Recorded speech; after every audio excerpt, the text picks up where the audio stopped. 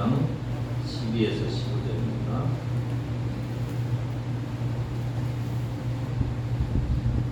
만군의 여호와께서 이와 같이 말씀하시니라. 황폐하여 사람도 없고 짐승도 없던 이곳과 그 모든 성읍에 다시 목자가 살 곳이 있으리니 그의 양떼를 눕게 할 것이라.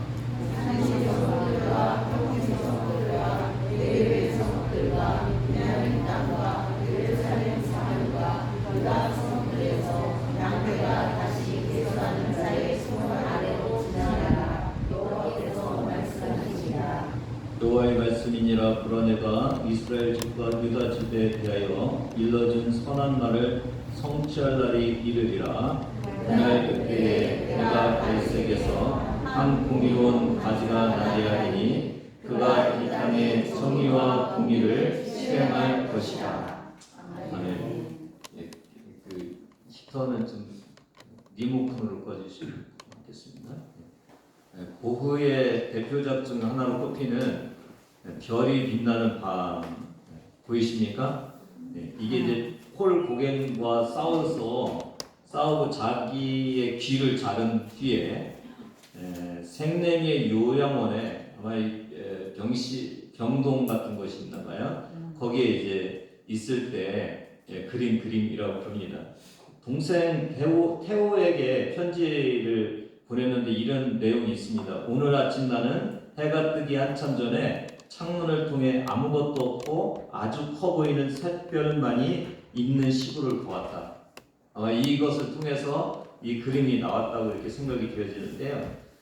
고흐의 부친도 목회자였고 본인도 목회를 하려고 했는데 뜻을 이루지 못했다고 그럽니다. 그래서 이 그림을 보면서 성경으로 이렇게 해석하는 그런 분들이 계십니다. 여기 그림 보이십니까? 별이 이렇게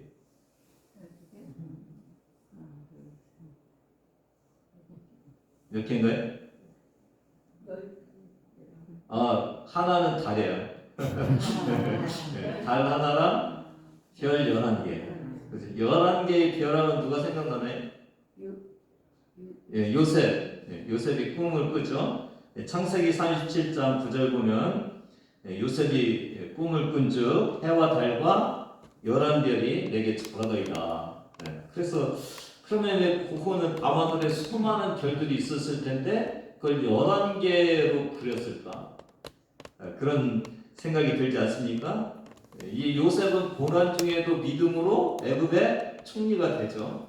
그리고 자기를 팔았던 그 형들을 다 구원해주는 그런 역할을 하잖아요. 아마도 고흐도 그 어려움 속에서 이것을 잘 이기고 상급을 받을 그런 생각을 가지고 이 그림을 그렸다고 생각이 되어집니다.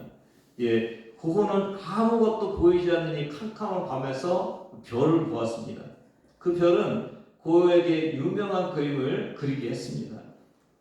별을 보면 꿈을 꿀 수 있고요. 별을 보면은 위로를 받을 수 있는 것입니다. 지금 이 남유다의 모습을 보면은 성이 이제 둘러싸여 있고 곧 멸망해야 되는 그런 상황 속에 있습니다. 그런데 이 이스라엘도 별을 보면서 소망을 얻어야 되는 이때임을 오늘 본문이 말씀해 주고 있습니다. 별이 누굽니까? 민수기 24장 17절 보면 중간 정도 보면 한 별이 야곱에게서 나오며 한 규가 이스라엘에게서 일어나서 그 별은 바로 예수 그리스도십니다. 예수님은 절망의 땅에 오신 유일한 희망의 빛이십니다. 이 예레미야가 계속 좀 소망 있는 그런 메시지들로 계속되고 있는데 이 30장에서 33장까지가 위로의 책이라는 이름으로 이렇게 돼 있어요. 지금 계속 위로의 메시지가 오고 있습니다. 근데 그 위로의 메시지는 다름 아닌 그리스도를 통한 위로여야 된다는 것이죠. 12절을 같이 읽습니다. 만군의 여호와께서 이와 같이 말씀하시니라. 황폐하여 사람도 없고 짐승도 없고 그 모든 성읍에 다시 목자가 살 곳이 있으리니 그의 양떼를 눕게 할 것이다. 북이스라엘은 이미 망했죠. 남유다도 이제 망해가고 있죠. 이제 남유다는 황폐한 땅이 될 것이죠. 하나님의 나라에 있던 이스라엘에 사람도 없고 짐승도 없을 거라고 그렇게 예언하고 있습니다. 그러나 하나님은 하나님이 주신 이스라엘 땅을 완전히 버리지 않고 회복시켜 주신다고 말씀하고 있습니다. 황폐하고 폐허가 되었던 버려진 땅에 다시 목자가 살게 되고 목자가 기르는 양떼가 눕게 될 것이라고 말씀하고 있습니다. 여러분, 회복시켜 주시는 분은 누구십니까? 하나님이시죠. 황폐하게 하시는 분은 누구십니까? 하나님이십니다. 사실 신앙생활 잘 못한다고 잘 못 사는 거 아니죠. 교회 안 다니는 사람도 잘 사는 사람 되게 많죠. 그런데 하나님의 자녀들은 신앙생활을 잘못하면은 하나님께서 개입하셔요. 그러니까 남유다가 신앙생활을 잘못하니까 바벨론을 불러들여서 황폐하게 만드셔요. 왜 하나님은 남유다를 황폐하게 만드셨다고요? 신앙생활 잘못해서. 두 번째 이유는 뭐냐면 다시 회복시키기 위해서 황폐하게 만드십니다. 여러분, 이 땅 잘 살다가 지옥에 가는 것과 문제 드리는 거예요. 이 땅에 사는데 믿음이 좀 안 좋으니까 하나님이 개입하셔갖고 어려움 당하고 그러다 다시 깨닫고 신앙생활하고 다시 내 삶도 회복되고 그러고 천국 가는 거랑 여러분 어느 부분을 택하시겠습니까? 후자.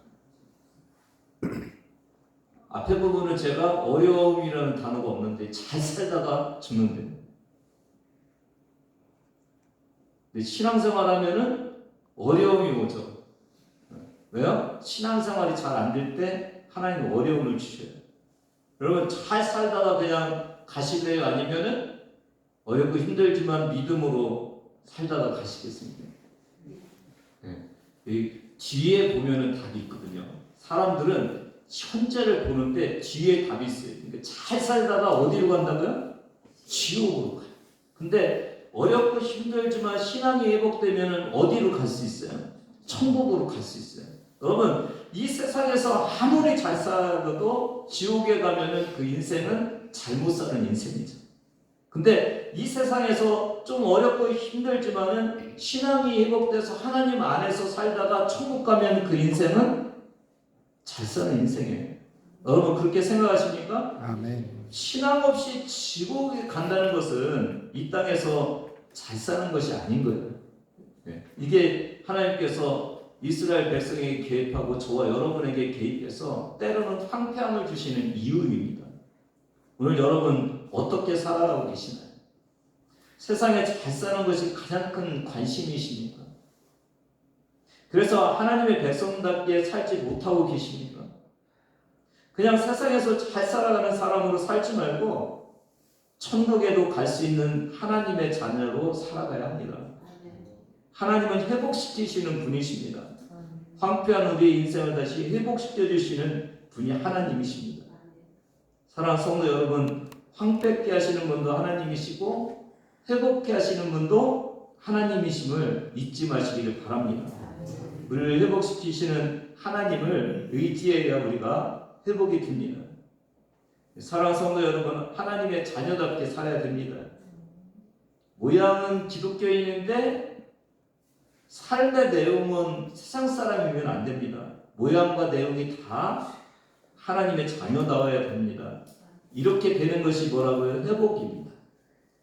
오늘 이 예배를 통해서 하나님께서 저와 여러분에게 회복의 은혜를 주시기를 바랍니다. 하나님의 자녀답고 교회다운 교회로 회복되는 은혜가 있기를 바랍니다. 13절을 같이 읽습니다.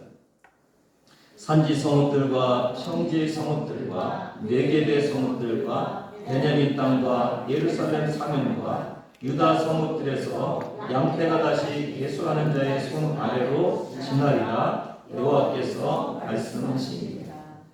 이스라엘의 지도를 보면은요 이렇게 지중해 쪽 바다 쪽은 평야가 있고 네게베는 이 남쪽 사막이거든요. 그쪽은 사막이 있고 나머지는 이렇게 산과 골짜기로 이렇게 돼 있잖아요. 여기 보면은 갈릴리도 그 산 쪽에 있는 것을 보이지 않습니까? 근데 하나님은 손이 크신 분이시고 능력이 많으신 분이시기 때문에 그냥 조금 회복시키시는 분이 아니라 완전하게 회복시켜 주신다고 말씀하고 계셔요. 그러니까 이스라엘 땅의 예루살렘만 회복시키는 것이 아니라 산지, 성읍도 회복시키고 또 평지도 회복시키고 네게부인 사막도 회복시킨다고 주님 말씀하고 계십니다. 하나님께서 우리에게 완전한 회복과 충만한 회복을 주시는 그런 분이십니다. 여러분, 물질만 회복되는 것이 아니라 몸도 지치고 아프면 안 되니까 몸도 회복시켜 주시는 분이 주님이세요. 근데 우리가 몸만 회복되면 안 되잖아요. 또 마음이 아프면 안 되잖아요. 하나님은 몸과 마음을 회복시켜 주시는 분이세요. 근데 또 마음까지만 회복되면 안 되잖아요. 영이 또 하나님과 끊어져 있으면 공허하잖아요. 주님은 마음과 육체와 영을 회복시켜 주시는 분이심을 믿으시기를 바랍니다.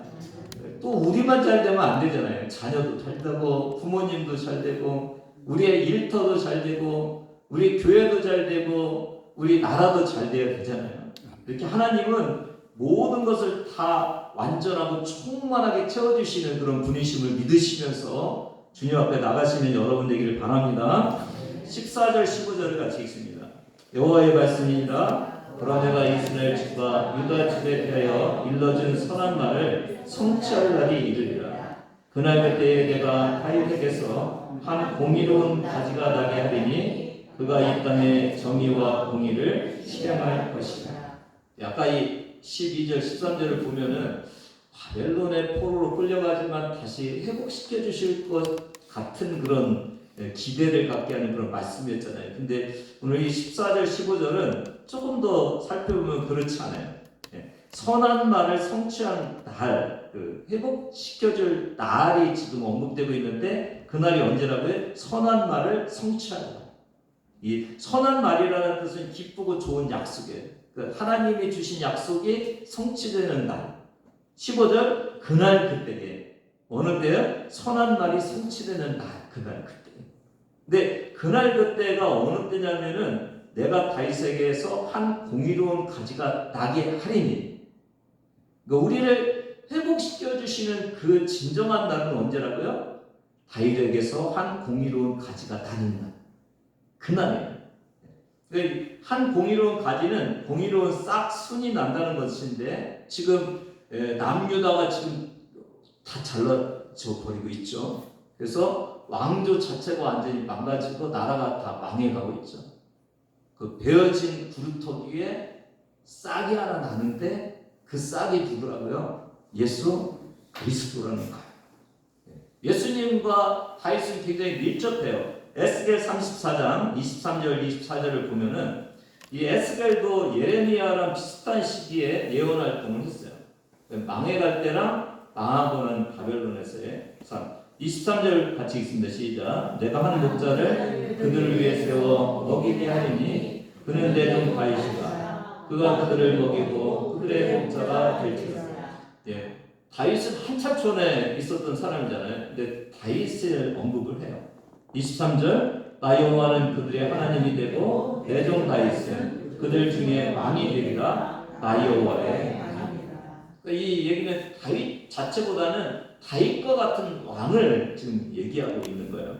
그러니까 오늘 15절에 있는 한 공의로운 가지 다윗에게서 이 똑같은 예언을 에스겔에서도 지금 하고 있는 거예요. 그러니까 이것은 예수님을 말씀하고 있는 것입니다. 마태복음 1장 1절도 보면 아브라함과 다윗의 자손 예수 그리스도의 계보라. 아브라함 그러니까 다윗 다음에 누구가 와요? 예수 그리스도. 그래서 다윗과 예수 그리스도는 굉장히 밀접한 관련이 있게 언급이 되고 있습니다. 이스라엘에서 가장 대표적인 왕이 누군가요? 다윗이죠. 다윗은 그러니까 왕의 자리라는 것은 어떤 자리라고 그랬어요? 다른 나라는 왕이 최고죠. 근데 이스라엘의 왕은 하나님의 대리권을 받고 하나님의 뜻을 그대로 전하는 하나님의 대리자로서의 왕이에요. 근데 이 왕 노릇을 잘한 것이 다윗이었어요. 다윗이었어요. 근데 지금 이 역사적으로 보면 다윗 왕의 그 왕위가 있는 남유다는 이제 망하잖아요. 그렇죠? 예, 거기 제가 표를 하나 보여드리는데 거기 보면은 끝이 있잖아요. 거기 유다의 왕의 마지막이 그려져 있거든요. 근데 그럼에도 불구하고 다윗 왕의 위를 그 왕권을 이을 한 분이 계시다는 거예요. 영원한 왕 누구라고요? 예수 그리스도. 예수 그리스도. 여러분 성경 전체가 예수님을 향해서 가고 있어요. 아브라함이 이스라엘의 처음이죠. 아브라함을 불러서 이스라엘이 시작되죠. 그 처음 부르시는 창세기 12장 1절에 3절을 한번 가보면은 아브라함 때 하나님이 부르시죠. 고향 친척 아비집을 떠나 내가 네게 보여줄 땅으로 가라. 그러면서 2절에 내가 너로 큰 민족을 이루고. 아브라함 때 큰 민족이 이루지 않았죠. 누구 때 큰 민족이 시작돼요? 출애굽될 때 큰 민족이 시작되죠. 그렇죠? 이거는 요셉이 이제 창세기 죽는데 그 후에 한 400년 후의 일이잖아요. 그러니까 이게 아브라함을 부를 때보다는 훨씬 뒤의 일이잖아요. 그러니까 하나님의 그 아브라함을 부르는 것은 아브라함 자체에 있지 않고 큰 민족에게 있어요. 여러분 이스라엘에서 가장 큰 민족을 이룬 것이 다윗왕 때 아닌가요? 다윗왕 때죠. 3절 너를 축복하는 자에게 내게 복을 내리고 너를 저주하는 자에게 내가 저주하리니 땅의 모든 족속이 너로 말미암아 복을 얻을 것이다. 이제 이스라엘이 큰 민족 되는 데서 끝나지 않고 하나님은 아브라함을 불러갖고 어디로 가고 있어요? 세상 모든 족속에게. 이 일은 어느 때 이루어집니까? 예수 그리스도께서 이 땅에 오셔서 모든 나라들이 예수님을 믿고 복을 받는 그때. 아브라함, 큰 민족의 다윗, 그 다음에 누구로 이어져요? 모든 민족에게 복을 주시는 예수 그리스도. 그러니까 성경은 이스라엘의 나라는 어디를 향해 가고 있어요? 계속요? 예수 그리스도의 나라. 주님이 통치하시는 나라. 그 나라로 지금 가고 있는 것을 알 수가 있습니다. 그래서 이게 서로 연결되는 거예요. 남유다는 망하고 있지만 지금 하나님의 관심은 어디에 있는 거예요? 예수 그리스도의 나라. 이곳에 있다는 것을 오늘 저와 여러분이 알 수가 있어요. 그러니까 아브라함에게 주신 복의 성취의 완성은 언제라고요? 예수 그리스도. 그 역사 안에서 이스라엘은 그냥 징검다리죠. 그리고 대표되는 왕이 다윗인 것이죠. 마치 부산에서 서울까지 가는데 어디를 거쳐가요? 대전. 근데 대전보다는 어디를 계속 향해서 우리가 가는 거예요? 서울이죠, 서울. 지금 대전 같은 데가 어디라고요? 남유다야. 지금 남유다는 멸망에 가고 있지만은 계속 우리는 어디를 향해서 가야 된다고요? 예수 그리스도. 서울을 향해서 가야 되는 것을 오늘 주님께서 우리에게 말씀하고 계셔요. 굉장히 중요한 메시지가 있습니다, 여러분. 많은 사람이 오늘을 내일보다 더 중요하게 여기고 살아가요. 미래에 잘 살기 위해서 오늘을 희생하는 일보다는 오늘을 잘 살려고 해요. 특히 요즘은 그래요. 요즘 젊은이들은 미래가 아닌 지금을 즐기고 누리려고 해요. 근데 기독교인들도 이런 경향이 있어요. 현재가 가장 중요하게 여기면은 뭐에 문제가 있냐면 미래를 위해서 살아가지를 못해요. 오늘 본문을 보면 진정한 소망은 어디에 있어요? 바벨론 포로에서 벗어나서 그 가는 것이 아니라 진정한 소망은 예수 그리스도 안에 있어요. 맞죠? 요한계시록 21장 1절에 4절을 보겠습니다. 같이 한번 읽어볼까요? 또 내가 새하늘과 새 땅을 보니 처음 하늘과 처음 땅이 없어졌고 바다도 다시 있지 않더라. 또 내가 보매 거룩한 성 새 예루살렘이 하나님께로부터 하늘에서 내려오니 그 준비한 것이 신부가 남편을 위하여 단장한 것 같더라. 내가 들으니 보좌에서 큰 음성이 나서 이르되 보라 하나님의 장막이 사람들과 함께 있음에 하나님이 그들과 함께 계시리니 그들은 하나님의 백성이 되고 하나님은 친히 그들과 함께 계셔서 모든 눈물을 그 눈에서 닦아주시니 다시는 사망이 없고 애통하는 것이나 혹하는 것이나 아픈 것이 다시 있지 아니하리니 처음 것들이 다 지나갔습니다. 성경은 지금 하늘과 지금 땅에 집중하지 않고 새 하늘과 새 땅에 집중하고 있어요. 맞죠? 근데 우리는 지금 이 지금 땅에 지금 하늘에 집중하고 있다는 것을 알 수가 있는데, 여기 보면은요, 지금 땅과 지금 하늘은 어느 곳에 여전히 눈물을 흘리는 곳이죠. 맞죠, 여러분? 여전히 지금 땅은 사방이 있는 곳이고 애통이 있는 곳이고 곡하는 울음이 있는 곳이죠. 아픈 곳이죠. 지금 내가 여러분이 아무리 잘 살려고 해도 이것을 피해갈 수 없는 곳이죠. 그렇죠. 그런데 진정한 곳은 어느예요? 새 하늘과 새 땅은 이 모든 것들이 해결되는 곳이에요. 믿으십니까, 여러분? 그럼에도 불구하고 우리가 새 하늘과 새 땅을 향해 가지 않고 지금 땅과 지금 하늘에 있는 거예요. 이걸 알 수 있는 게 뭐냐면, 주 예수여 오시옵소서 날마다 그렇게 기도하고 계신 분 계시나요? 예수님 오시기를 기다리고 계신가요? 여전히 그리스도인도 지금 땅과 지금 하늘에서 내가 지금 어떻게 누릴 것인지에 집중하면서 새하늘과 새 땅과 주님이 주시는 그 비전을 누리지 못하는 그런 모습들이 우리에게 참 많이 있다는 것을 다시 한번 느끼게 합니다. 15절을 한번 같이 보면은, 그날 그때에 내가 다윗에게서 한 공의로운 가지를 나게 하리니 나서 뭐 한다고요? 그가 이 땅에 정의와 공의를 실행할 것이다. 그러니까 이 땅에 정의와 공의가 완전히 실행되는 그 나라는 뭐라고 했어요? 저번에 하나님의 나라를 대표하는 것이 정의와 공의가 실현되는 나라죠. 이 땅에서 이게 완전히 실현되지 않아요. 하나님의 나라만 되는 거예요. 이 얘기는 무슨 얘기냐면은, 말씀은 예수님의 초림을 얘기하는 거예요. 주님이 오셔서 다스리는 나라. 네, 초림만 아니잖아요. 재림을 또 하는 거예요. 예수님이 이제 오셔서 천년왕국을 이루실 때 거기가 진정한 정의와 공의가 이루어지는 나라죠. 맞습니까, 여러분? 그 나라에서 완성되는 나라가 아니라 이제 우리는 영원한 나라에서 왕 같은 하나님을 모시고 주님이 통치하시고 하나님이 통치하시는 그 나라가 있는 거죠. 여러분, 그 나라가 진정 저와 여러분을 위로하고 소망을 주는 나라입니다. 맞으시죠?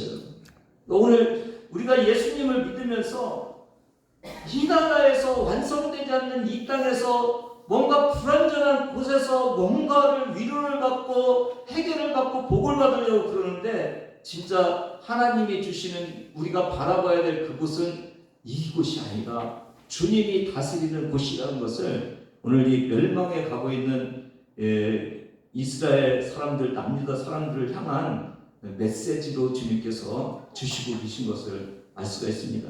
어느 곳에서 제가 이걸 인용을 하는데요. 큰 성공을 바라지 말자, 오직 예수 그리스도만 바라자. 아멘이십니까? 왜 아멘이십니까? 큰 성공은 현재죠. 그렇죠? 예수 그리스도는 완성의 때죠. 맞습니까, 여러분? 큰 지혜를 바라지 말자, 오직 예수 그리스도만 바라자. 결승선은 어디라고요? 예수. 큰 교회를 바라지 말자, 오직 예수 그리스도만 바라자. 큰 부요를 바라지 말자, 오직 예수 그리스도만 바라자. 큰 명성을 바라지 말자, 오직 예수 그리스도만 바라자. 이 앞에 있는 것들은 현재의 것들이에요. 그리고 그것이 우리를 얼마나 많이 채워질지 모르겠어요. 근데 그리스도 안에서 우리에게 다가오는 그 나라는 이 모든 앞에 있는 것보다 훨씬 더 우리에게 좋은 것들을 주시는 더 좋은 곳이야. 오늘 여러분, 앞에 있는 것들 때문에 예수님을 바라보지 못하는 일이 아니라 예수님을 바라보면서 살아가는 저와 여러분 되기를 바랍니다. 저는 이걸 보면서 400m 계주가 생각이 났어요. 계주가 뭐예요? 바톤을 이렇게 주면서 이어가는 거죠. 근데 이 계주에서 제일 클라이막스는 어디예요? 제일 우리가 관심을 갖고 쳐다보는 데가 어디예요?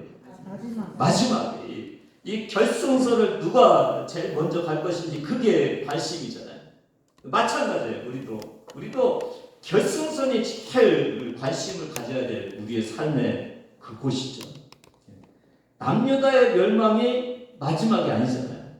주님이 오실, 주님이 완성시킬 그것만 제대로 되면은 되는 거잖아요.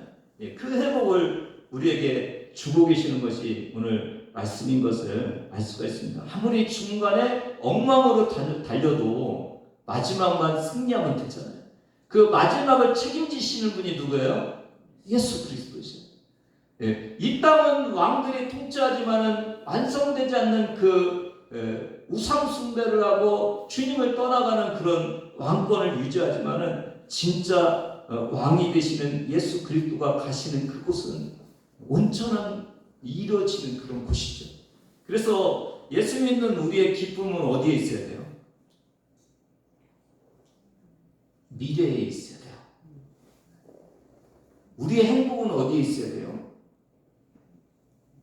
마지막에 있어야 돼요. 우리의 그 마지막에 이미 승리했고 나를 위해서 준비되어 있는 그 천국 완성된 그 나라를 지금 끌어들여서 지금 내가 기뻐하는 거야. 나는 승리할 자로 살고 있는 거예요. 지금 승리하지는 않았지만 승리할 자로 살고 있는 거예요. 나는 지금 이곳에서 힘겹고 어렵고 고통스럽게 살고 있지만 나는 저 천국에서 고통스럽지 않게 살 수 있는 보장된 삶을 지금 살고 있는 거야. 그래서 지금 나는 힘들고 어렵고 불완전하지만 나는 완전하고 위로받고 편안하고 영원히 살 수 있는 그것을 확보하고 가는 사람으로서의 삶이 나의 기쁨인 거야. 맞습니까, 여러분? 예수 믿는 사람이 왜 즐거워야 되냐면 이 힘들고 어려운 이 땅에서 뭔가 조금 이루어지는 그것 때문이 아니라 죽음도 없는 거. 우리 모 단장님 방송이 나가니까 훨씬 얼굴이 펴졌어요. 저번 주는 좀 말르셨었는데 이 무슨 문제예요? 죽음의 문제잖아요. 우리가 돈을 벌고 생활이 안정되고 그래도 죽음의 문제가 날 타고 오면은 불행이 찾아오잖아요. 근데 그 죽음의 문제가 해결되는 곳이 어디예요? 천국이에요. 그러면 그 천국을 보면서 지금의 우리의 모습을 기쁨으로 받아들이는 그런 삶이 이루어지는 거죠. 그렇죠? 이곳에서 이제 나이 들고 그러면 힘들고 아픈 건 많아져요. 근데 그러면서도 우리가 기쁨으로 살아갈 수 있는 건 뭐예요? 이 인생이 끝나면 우리는 아주 건강한 모습으로 아프지 않고 모든 것이 만족하게 하시는 그 천국을 향해서 가는 사람으로서의 기쁨을 누리면서 살아가는 것이 그게 우리의 삶인 거예요. 여러분, 그 삶이 없이 어떻게 우리가 기쁨으로 신앙생활을 할 수 있습니까? 그 신앙생활이 저와 여러분에게 진정한 신앙생활이고 그 신앙생활을 주님이 주시는 그 비전을 가지고 미래를 가지고 사심으로 인해서 이루어지는 거죠. 예수님은 우리를 살리시는 분이십니다. 예수님은 우리를 다스리시는 왕이십니다. 예수님은 우리를 영원히 살게 하시는 분이십니다. 예수님은 우리를 천국으로 이끌어 주시는 분이십니다. 우리의 참된 소망은 예수 안에 있습니다. 우리의 참된 회복은 예수 안에 있습니다. 여러분 삶의 방향을 잃고 헤매고 계십니까? 예수 안에서 내 삶의 방향을 잡으시기를 바랍니다. 여러분 삶의 행복을 잃어버리셨습니까? 예수님 안에 내 삶의 행복이 있음을 깨달으시기를 바랍니다. 비록 내가 사는 삶의 행복을 잃고 내가 사는 삶의 실패를 했더라도 끝이 아닙니다. 주님이 나의 삶을 회복시켜 주시고 완성시켜 줄 것입니다. 우리의 삶을 책임질 능력이 나에게는 없고 주님께 있음을 이 시간 인정하면서 회복시켜 주실 주님을 바라보시는 여러분 되기를 주님의 이름으로 부탁을 드립니다.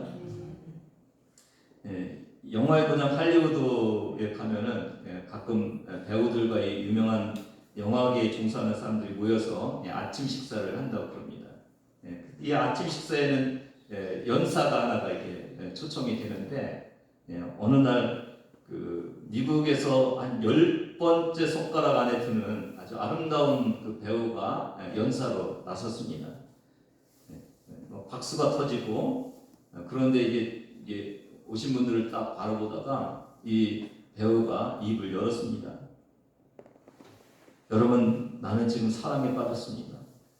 이게 뭐 흥미진진하겠죠? 그러니까 어떤 사람이 그렇게 아름다운 당신과 사귈 수 있는 그 행운의 사람이 누구냐고 그러니까 이 배우가 뭐라고 했다고요? 나는 예수님에게 사랑에 빠졌습니다.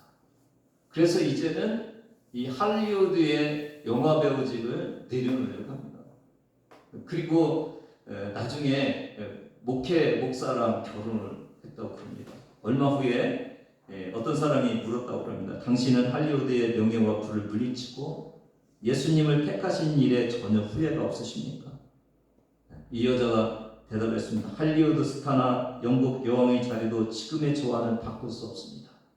그리스도는 저에게 이처럼 귀하신 분이십니다. 여러분, 오늘 저와 여러분이 이런 고백을 할 수 있으면 행복한 거죠. 할리우드의 스타가 되기 위해서 노력하는 것보다 예수님 때문에 내가 행복하다는 이 고백이 우리에게 더 필요한 것입니다. 구세번의 창시자 윌리엄 부스는 장차 성령 없는 신앙, 그리스도 없는 기독교, 회개 없는 용서, 중생 없는 구원, 지옥 없는 천국이 20세기 많은 교회에 나타날 가장 큰 위험이라고 생각했습니다. 오늘 우리 신앙생활에 큰 위험이 있다면 그것은 예수 그리스도 안에서 만들어가는 미래가 없다는 것입니다. 우리에게 가장 큰 위험은 진정한 구원과 천국에 대한 미래를 우리가 만들어가지 못하는 것입니다. 우리에게 가장 큰 절망은 오늘의 문제를 해결해 줄 수 있는 예수님을 붙들지 않는다는 것입니다. 오늘 이걸 잘한 사도 바울에 대한 이야기를 소개하면서 마무리하려고 합니다. 고린도후서 4장 7절에 15절입니다. 7절을 같이 읽습니다. 우리가 이 보배를 질그릇에 가졌으니 이는 심히 큰 능력은 하나님께 있고 우리에게 있지 아니함을 알게 하려 합니다. 사도 바울은 유명한 분이잖아요. 근데 나는 뭐라고 고백을 해요? 질그릇이다. 그리고 진짜 보배는 누구라고요? 예수 그리스도, 하나님. 심히 큰 능력은 누구에게 있다? 하나님께 있다. 우리에게 있지 않다. 이 사도 바울은 누구를 향하고 있어요? 지금요? 예수 그리스도, 하나님 능력을 바라고 있어요. 그래서 8절, 9절, 10절에 보면은 사도 바울은 우겨쌈을 당하고 또 답답한 일을 당하고 박해를 받고 넘어뜨림을 받고 거꾸러뜨림을 받고 그래도 뭐 한다고요? 쌓이지도 않고 내가 낙담도 하지 않고 내가 망하지도 않고 그렇게 살 수 있다고 이렇게 고백해요. 왜요? 10절. 우리가 항상 예수의 죽음을 몸에 짊어지면 예수의 생명이 또한 우리 몸에 나타나게 해요. 그렇게 죽을 정도의 그 힘들고 어려운 상황 속에도 사도 바울은 자기가 살려고 자기가 행복하려고 노력한 것이 아니라 누구를 바라봤어요? 예수 그리스도. 내 안에 계신 생명 되신 예수 그리스도를 바라보면서 그 모든 것을 극복해 나갔어요. 11절에도 예수의 생명이 나오죠. 14절 보세요. 주 예수를 다시 살리신 이가 예수와 함께 우리도 다시 살리사. 이 모든 사역의 현장에서 다가오고 있는 모든 이 어려움, 힘듦, 순교와 같은 그 어려움을 누구를 통해서 이겨나가고 있어요? 예수 그리스도. 오늘 저와 여러분에게 진정한 신앙의 승리는 예수 그리스도입니다. 내가 지금 어렵고 힘들고 고통스럽고 문제가 있고 그것을 어떻게 조금 해결하는 바벨론으로서의 기관이 우리의 최종 바라봐야 될 곳과 위로받을 것이 아니라 우리의 최종 위로받을 곳은 어디라고요? 영원한 천국, 새하늘과 새 땅. 주님이 우리를 이끌어 가시는 그 곳, 영원히 함께 사는 곳, 나는 하나님의 백성이 되고 하나님은 나와 함께 하시는 왕이 되시는 그곳. 여러분, 그곳이 저와 여러분을 오늘도 기쁘게 살아가게 만드는 그런 동기가 되기를 주님의 이름으로 부탁을 드립니다. 예수의 영원한 삶, 예수의 생명이 사도 바울을 붙들고 사역을 감당하겠듯이 오늘 저와 여러분의 삶의 기쁨과 감사와 살만 나는 그것은 우리 안에 있지 않고, 우리가 가진 것에 있지 않고, 우리가 원하는 것에 있지 않고 오직 예수 안에 있다는 것을 기억하시는 저와 여러분 되기를 바랍니다. 사랑하는 성도 여러분, 예수 그리스도가 우리에게 보배로운 보물이십니다. 우리가 살아가게 하는 일은 내가 사는 것이 아니라 예수로 살아가는 것입니다. 그분 안에 영원한 생명과 천국을 누릴 수가 있습니다. 예수가 우리의 인생의 유일한 답입니다. 아멘이십니까? 이것이 오늘 우리의 삶의 위로입니다. 사랑하는 성도 여러분, 하늘을 보시고 별처럼 빛나는 예수를 바라봐야 참된 삶의 위로가 있는 것입니다. 예수 그리스도는 우리의 위로이고 우리의 소망이십니다. 주님 붙드시고 삶을 향해서 나가셔서 기쁨과 감사를 누리시는 저와 여러분 되기를 주님의 이름으로 축복합니다. 하나님 감사합니다. 절망의 때에 그 절망의 한 자리에서 예수 그리스도의 빛나는 별을 보게 하여 주시는 주님, 이 땅에 불완전한 것이 완전한 것을 대체할 수 없음을 다시 한번 말씀하시면서 주님이 만들어주실 새하늘과 새 땅과 예수 그리스도가 통치하는 그날을 바라보게 하시는 주님, 오늘 우리도 이곳이 아니라 저 새하늘과 새 땅을 바라보게 하여 주시옵소서. 하나님, 내가 무엇인가 얻고 내가 무엇인가 이루려고 하는 이곳이 아니라 주님이 이루어주시는 미래의 회복과 완성된 그곳을 바라보면서 살게 하여 주시옵소서. 하나님, 내가 아니라 주님 때문에 행복하고 하나님 이 땅이 아니라 영원한 나라가 나를 위로하게 하여 주시옵소서. 감사드리며 예수님의 이름으로 기도드리옵나이다. 이제는 우리 주 예수 그리스도의 은혜와 하나님 아버지의 무한하신 사랑하심과 성령님의 감동감화 역사하심이 오직 주님 안에서 모든 것을 아버지 탑을 얻고 떠나는 주의 자녀들 머리 위에 지금부터 영원까지 함께 하시기를 간절히 축원하옵나이다. 아멘.